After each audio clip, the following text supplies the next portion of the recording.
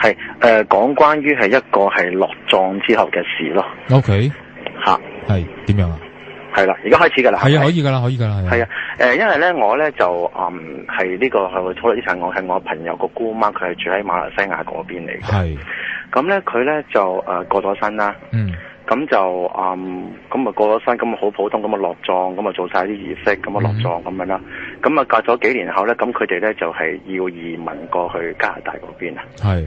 即係隔咗差唔多成6-7年到啦，咁要移民。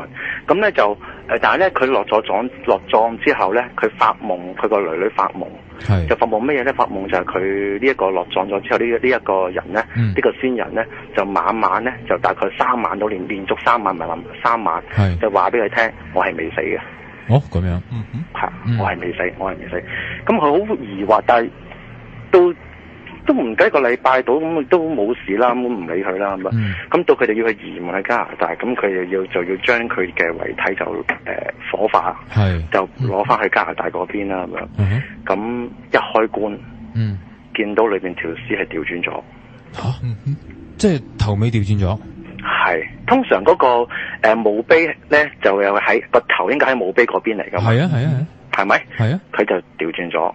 兼且喺裏邊嗰個棺材裏邊有啲絹咧，咪逼住嗰個body 嘅，係咪？有啲陪葬品咧，嗰棺材尾絹隔離咧係搲爛晒。哇！即係喐過嘢咁樣啦，裏邊感覺上邊有冇爛到個棺木其實？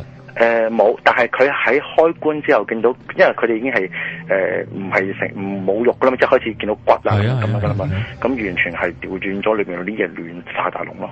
哇！咁都幾難解釋喎，其實就係啊，亂晒大龍。咁佢哋點樣處理跟住？冇啊，咁咪又係照做，照做。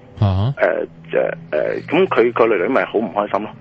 即係佢覺得好似真係先人曾經報過夢話佢未死咁樣。係啦，咁但係有一個疑惑咯，如果一個人佢係未死，佢又點樣好似啲鬼魂咁可以去報夢咧？即係又係好難去解釋呢一樣嘢咯。係咪先？但係如果話即係我哋從理性啲去講，可能佢死咗之後先同佢講，喂，其實我未死嘅咁樣。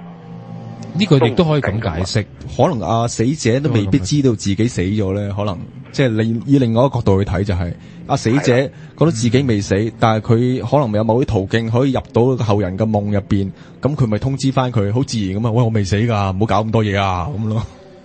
即係佢以為自己未死啫，即係嘛？如果咁講，係咯，即係死者都唔知自己死咗，係啦，即係好多鬼片情節都係咁樣嘅。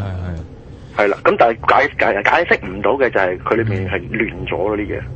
亦都唔會話有啲嘢唔見咗啊嘛，即係冇話有啲人盜墓係嘛，即係唔會係咁樣啊嘛。唔係，係爛咗，搣爛咗嗰啲嘢。